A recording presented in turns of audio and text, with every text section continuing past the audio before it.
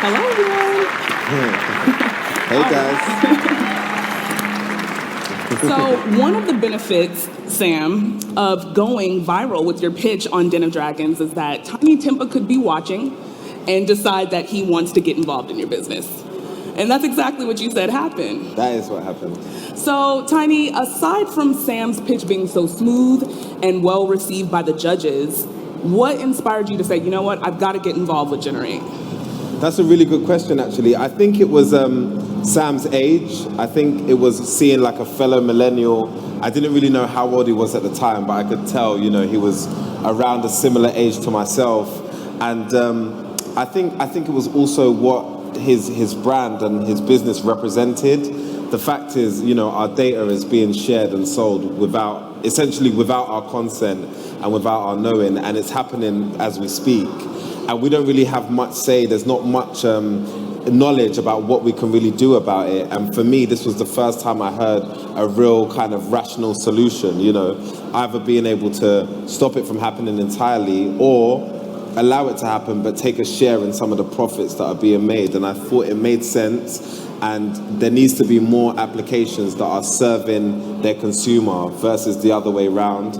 And I felt like, this is something I believe in. Let me try and track him down. And I tracked him down. That was it. It's interesting that you say you tracked him down. Okay. Yeah, no, literally. I know the irony. Excuse the pun.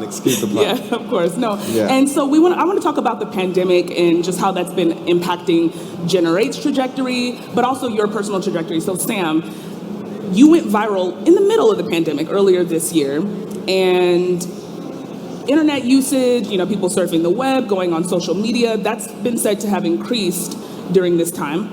How do you think that affected Gener8's trajectory?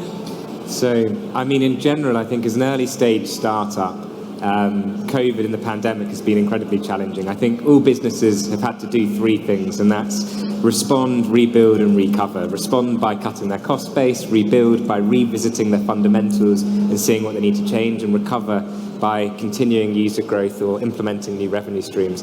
And what I'm really proud of, though, is how we've kind of come out the other side of it. So off the back of this pitch on Dragon's Den, which led to us meeting Tinie, we ended up being viewed over 20 million times online because it's a story that really connects with people. And as a result of that, we've been growing by a new user every 10 seconds. And we've grown the team from 3 people to 15 people. So we're really small, but we're moving in the right direction, and it's a lot of fun. Wow, so you said you're at 15 people now? Yeah, so it's still very small, yeah. Okay, well, that's interesting. And then the pandemic, it's just interesting to see how some businesses are impacted, but other businesses can actually thrive a little bit more just because of, it just is great timing for their business. But everyone was introduced to you as a successful music artist. Yeah. But you have a pretty diverse portfolio. You have architecture and design, and now obviously tech. So diversifying your endeavors, I'm sure, did really well. Well, it served you well in the pandemic because so many music artists can't tour. Definitely. Before we get back to Gener8, I just want to know, now that you're in tech and everything is going so well, what other endeavors are you pursuing? Are you looking at, cryptocurrency? Like, what are some other things that we could see from you? Yeah, no, that's a great question. I think for me, I'm a creative. I'm not claiming to be like a tech expert or anything like that. Sam is essentially the expert. I'm just someone that just believes in his vision and is trying to support it and amplify it in any way that I can. And I think that's what I'm doing across the whole spectrum of just things that I'm interested in. So earlier this year, I did the first art residency on a platform called Nifty Gateway, where I collaborated with a digital artist, Vector Meldrew, and a contemporary artist as well that goes by the name of Sassam Benan Bakhtir.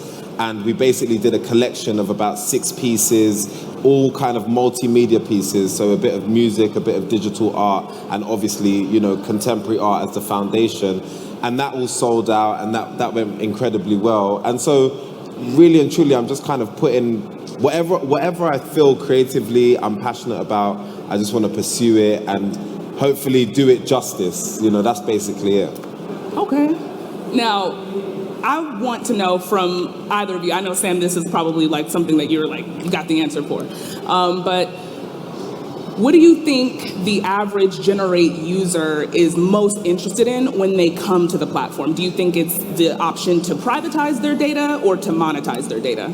So I think let's start by understanding the status quo, because it really, really is crazy. I mean, the fact is that right now, everything we do online is being tracked. That means every question we search for, every website we go to, every click, every like, every action, companies, often that we've never even heard of, are tracking us, tracing us, and creating digital fingerprints of us. Then they package this up and sell it, and they make money from it. But what we do at Gener8 is ultimately have a very simple philosophy, and that's the fact that we believe that people should have a choice to decide whether they want to stop this and choose privacy in privacy mode, or to earn from it themselves and choose rewards mode. So what we see right now is about 85% of our users opt for rewards, so they want to monetize their data, and 15% opt for privacy. But from our side, we're agnostic. We don't mind what people choose, but we do believe that people should have a choice, and that currently it's broken and it's crazy and it's mad that this doesn't exist already. So that choice, the majority of people wanting to monetize the data, and I know that there's options that they can even donate to charity, but how do you think that that's going to impact the trajectory of Gener8? And possibly, because you mentioned that you wouldn't rule out the possibility of Google acquiring Gener8 at some point. So since there's like a lot of monetization happening, how do you think that that might impact the tech industry and even advertisement, since you have a background in advertisement? Well, I think when I look to the future, I think it's inevitable that there will be a point, hopefully in the very near future, where we can all control and earn from our own data. And if we think about the metaverse and the way that our lives, both digitally and physically, are merging together more and more, I think it's critically important that there's someone or something that can represent us online. And that's what we're trying to build with Gener8. We're trying to build tools that empower people to have control and to choose what happens to their data. Okay. Now, speaking of people having control and choosing what happens, a lot of trends, I think Gener8 seems to hit on a lot of trends that the average person is kind of getting involved in tech. So if you think about Bitcoin and cryptocurrency, people like to not only try to monetize either their data or try to figure out how to invest and make a little bit of money. There are even apps, new social media apps, I don't know if you've heard of Crypto Cookout, but where people can own a share of the app if they join early, and then, you know, they're invested in the success of that app. So it seems like you guys had an understanding, you joining in as a partner and Sam, you creating this, an understanding of the trends that are changing in the world, you know, with people, how they treat privacy and investment and things of that sort. So what would you say is the general rule of thumb for you when you're trying to understand the wave of a trend and get involved in a new business venture, or you, if anything, beyond Gener8? I can start. I would say with me, I kind of have a creative mind, so I feel like I'm leaning towards the left side of my brain, and a lot of things are kind of based on feeling. Like being a creative and being a rapper essentially means that you're almost providing social commentary for your environment. You know, you're almost like a news reporter for your environment. But I guess what can make you an even more prolific rapper is if you're able to, you know, add an element of like prediction into your writing. So if you can say, you know, one day I see the world looking like this, then you kind of start to hit, you know, like John Lennon, you know, Imagine, or you start to hit even someone as prolific as like a Nostradamus, who was able to, you know, tell us things that would happen in the future. And I think for me, it's kind of like it's like a muscle, if you will, that's part of me that I've just worked over time. Mm-hmm. So I know, you know, some people would say, oh, they read The Economist, or, you know, they read the Sunday Times, or they, you know, watch CNN. But for me, it's not really like that. I like to immerse myself in experiences. I like to travel to places, to be around people, really see how people live. You know, I've always said if I did go to uni, I'd want to study some form of anthropology, just so I could study human beings more and see what kind of makes them tick. And I think that's how I deduce what's going to be a trend or not, versus, you know, like reading up on certain things and, you know, coming up with collective data and predictions, etc. And for me, it's not ever led me wrong. So the moment it does, then I'll maybe start to become a little bit more analytical. But it's led me up until this point, and I don't plan on changing my method at all. What about you? I mean, Tinie's an award-winning rap star, so I think your view on creativity trumps mine 10 times out of 10. From my side, I think I'm really privileged to be able to work with people like yourself to help to get our message out there. And really simply, I just look to connect the dots. So with Gener8 specifically, it was clear that there's a burning problem, and I thought that it's such an obvious solution to enable people to have a choice and to build technology that empowers people to do that. So that's what we did. Right, okay. Creating solutions to people's problems, the best way to, of course, approach entrepreneurship. I have another question about just like other tech trends, because I know some people came here to see, your opinion on some of the tech trends like NFTs and cryptocurrency. Yeah, so for in regards to like NFTs, non-fungible tokens, I guess the reason why I was really excited about the premise of it is that it was almost like leveling the playing field with creativity. I think that's something that's important to me. I almost want to link culture and tech together, bring those two forces together and use that as a way to democratize opportunity, especially for those who are from, backgrounds like myself, somewhat challenged backgrounds or backgrounds where we never had, the access basically to be able to market our talent, in the same way that others have. So for me, this was a really exciting opportunity because, almost any artist from any part of the world wouldn't now require an agent, they wouldn't require a gallery. All of this kind of like middleman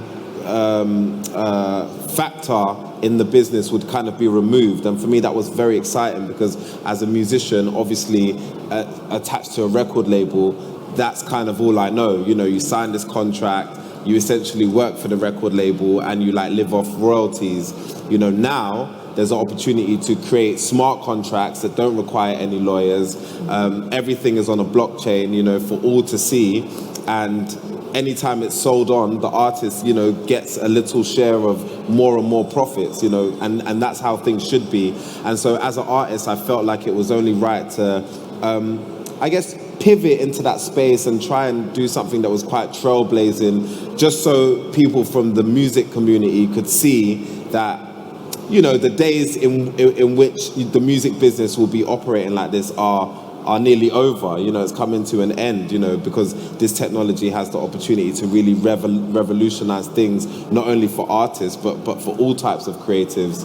And so it was very important for someone like me, I felt at the time, to jump into that space, try and understand it more, and try and do something that hopefully, in a couple months, in a couple years to come, will be used as a reference point as to, the moment things started to become slightly incrementally better for artists, basically. And that's basically my view on the NFT space. But it's really exciting also that when I think of something like a Picasso or even like a Basquiat piece, there's only a 1% of people in the world that have the access, that have the network to be able to acquire, such vastly valued works, for example. Whereas in the new time, we have the opportunity to create our own value on our own works, and not only that, we are making it accessible to all. So, I'm a collector of the Bored Apes, for example, and I have a Bored Ape, but I'm a kid from Peckham, Southeast London. I now have an opportunity to own something which in 10, 15, maybe 30 years even, might be regarded by a Gen Z as their equivalent of a Picasso, if that makes sense. And so for me, that's a very exciting prospect, and I'm all for just leveling the playing field and just making access to all, more of a viable thing, because that's how it should be. Interesting. So you're talking about leveling the playing field, especially in, the blockchain endeavor with the artists and letting them be able to own a share of their music and all of that.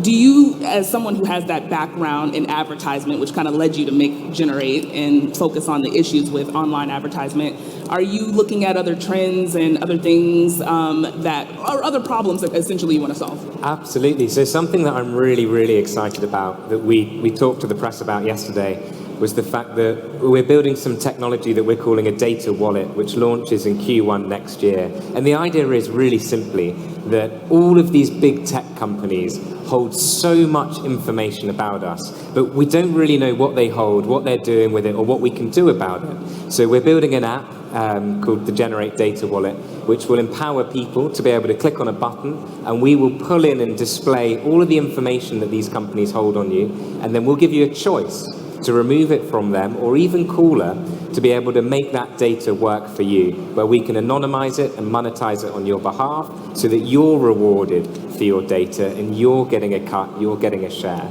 So that's what I'm really excited about in terms of new technology and where we're focusing our attention.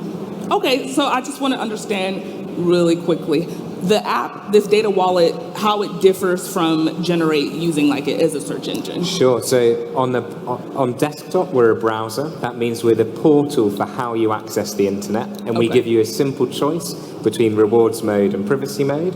On mobile, rather than being a browser, will be a wallet. So will be a location where you can connect your different data streams. We'll show you what these companies hold on you and empower you, again, through choosing privacy or rewards, to be able to earn from it yourself or to keep it private.